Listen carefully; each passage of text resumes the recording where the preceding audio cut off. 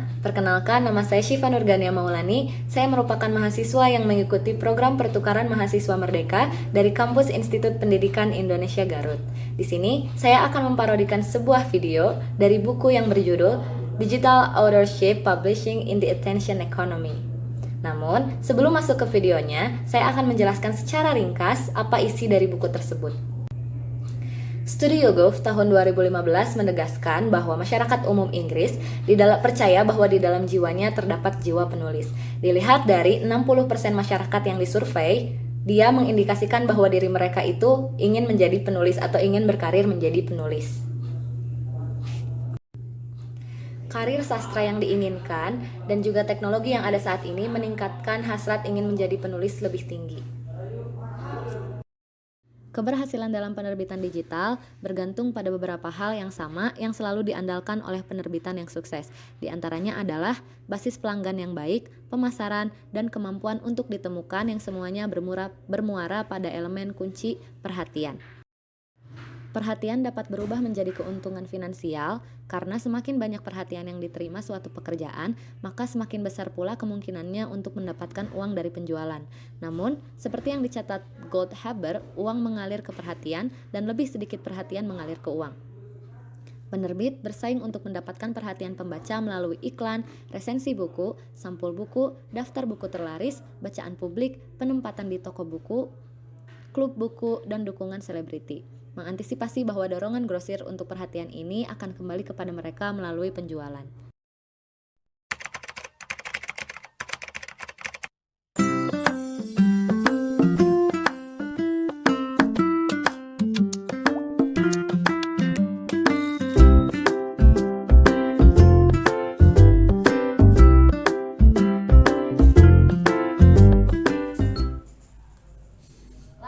Lagi sibuk nggak? Nggak nih, cuman idean aja. Aku mau minta pendapat dong, boleh? Boleh, kenapa?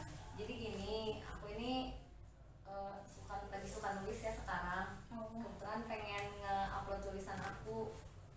Enaknya di mana ya? Tapi sebelumnya kamu udah pernah upload gak? Belum sih. Aku tuh bingung gitu kalau mau upload, tapi aku tuh pengen kayak dapat royalti gitu dari penguploadan aku ini. Bisa nggak ya kalau aku upload sendiri tanpa penerbit dapat royalti gitu? Oh, jadi kamu Pengen nggak independen penerbitan gitu? Jadi Iya. sendiri aja? Iya. Bentuknya supaya gitu dong? Iya, di website gitu. Bisa nggak sih? Bisa nggak sih kalau misalnya aku dapat royalti kalau aku upload sendiri gitu tanpa penerbit? Kayaknya bisa deh kalau kamu upload di webpage yang kayak gitu. Bisa dapat royalti ya? Asalkan banyak yang mengunjungi yang lihat karya kamu. Biasanya kayak gitu sih. Tapi kalau awal-awal mungkin nggak dapet ya? Iya sih, kalau awal-awal kan otomatis yang mengunjungin tulisan kamu tuh sedikit. Oh, harus ada syaratnya kayak gitu tuh? Iya. Harus ada berapa orang yang mengunjungin per hari gitu baru bisa dapat royalti?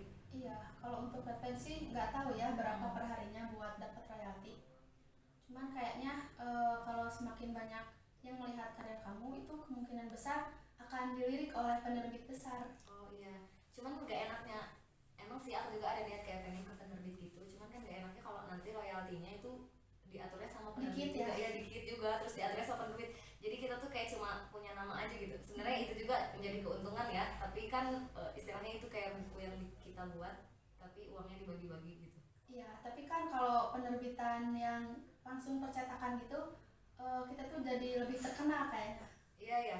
Iya, kan itu lebih dipublikasikannya di Gramedia, di toko-toko buku dan Iya lain-lain sih. yang lebih memungkinkan untuk dikunjungi oleh banyak orang.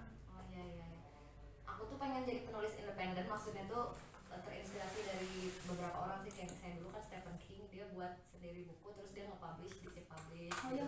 Iya, nah, jadi penerbitnya yang ngunjungin dia, bukan aku yang ngunjungin dia, bukan dia yang ngunjungin penerbit gitu. Terus kayak Jerome Pauline, kan dia Oh juga iya, bikin buku ya, Jerome Jerome Pauline dia bikin buku sendiri. Terus Oh iya, dia kan Pauline. dihubungi sama penerbitnya gitu. Nah mungkin kalau misalnya kayak gitu royaltinya akan lebih banyak ke kita nggak sih kalau kayak gitu? Kayaknya iya ya, Kayaknya iya sih. soalnya bukan kita yang ngunjungin penerbit gitu. Iya.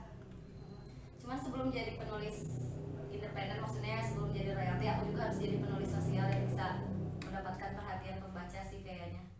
Bener kan? Jadi nggak terlalu fokus pada royalti dulu ya. Iya betul, jadi kayaknya ya pasti sih ya, Iya nggak mungkin sih. kita fokus ke royalti doang, harus fokus ke perhatian mereka juga, kayak menarik minat mereka.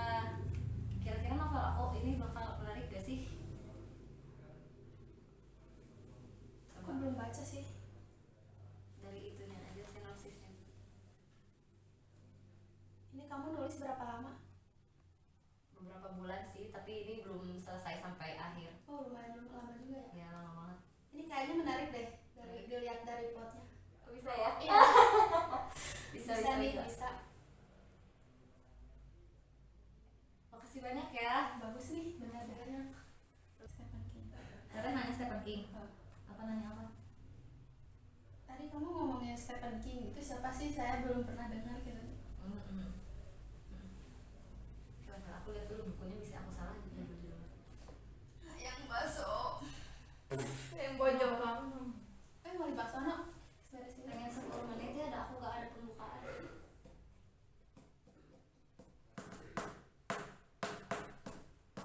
Masuk teh. Oh ya tadi kamu ngomongin Stephen King. Iya. Siapa sih itu? Saya baru dengar deh kayaknya. Stephen King itu penulis terkenal waktu dulu. Dia itu nulis sebelum diterbitin, dia nulis sendiri dan publish karyanya sendiri. Karyanya yang terkenal tuh mungkin kamu pernah dengar It, tau gak sih film It yang baru? Oh iya. Nah itu karyanya Stephen King. Tuh, jadi Stephen King dulu sebelum ditarik sama penerbit dia ngelakuin, dia tuh salah satu orang atau apa sih namanya, pelopor ya, pelopor yang menciptakan pengunjung tertinggi waktu dulu di e-publishing. Jadi aku terinspirasi dari situ gitu. Meskipun susah sih kayaknya kalau sekarang ya, soalnya minat baca masyarakatnya juga jadi kurang nggak sih kalau sekarang. Kita itu harus punya pembeda bahasan yang kita tulis dari penulis yang lain itu harus ada pembeda. Jadi orang lain tuh akan tertarik terus sama tulisan kita ya. Terus kalau aku mau minta pendapat, misalnya kamu memposisikan diri kamu sebagai pembaca nih, kira-kira pembaca tuh akan tertarik kalau misalnya gimana sih supaya aku tuh bisa memberi perhatian lebih gitu kepada pembaca, ya aku sebagai penulis. Tentunya ya kita sebagai pembaca dan saya yang selalu membaca gitu, suka membaca, kayaknya beda-beda deh standar kesukaan tiap orang. Ada yang suka fiksi, ada yang suka sains dan lain sebagainya. Jadi kalau kamu mau fokus di fiksi, ya bikin fiksi yang menarik gitu, yang segar lah. Harry Potter. Iya kayak Harry Potter tuh, saya suka sama Harry Potter. Oke. Tapi kan kalau zaman sekarang masyarakatnya lebih suka apa sih? Ini sasaran aku tuh remaja gitu loh. Genre-nya yang aku buat kan ini lebih ke sejarah gitu. Takutnya mereka pada ya mungkin harus ya fiksi. Sejarah fiksi sih. Bisa nggak sih sejarah fiksi? Gak bisa ya? Nggak tahu. Kayaknya nggak bisa ya. Kateng dulu. Ini banyak 6 menit. Korek 6 menit. Gala. Pusing ini.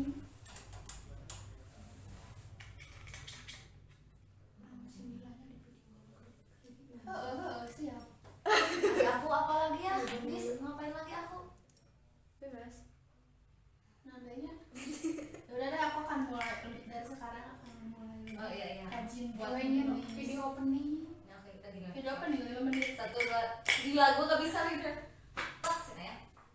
Makasih banyak ya La atas pendapatnya. Aku mulai sekarang bakal rajin bikin buku. Tapi ya tujuan utama aku bukan untuk loyalty dulu sih, tapi aku untuk menemukan pembaca setia aku. Aku akan menjadi penulis sosial dulu supaya bisa menarik perhatian mereka. Siapa tahu kalau misalnya banyak pembaca yang ngunjungin ebook aku atau di Wattpad aku, karangan aku bisa dapat royalti dari itu. Ya, kamu harus konsisten dalam nulis. Kalau lagi bosan ya sebentar aja lah gitu, breaknya jangan terlalu lama. Nanti kamu bakal lebih malas buat nerusin tulisan kamu. Makasih banyak ya La. Ya, sukses ya. Ya, makasih.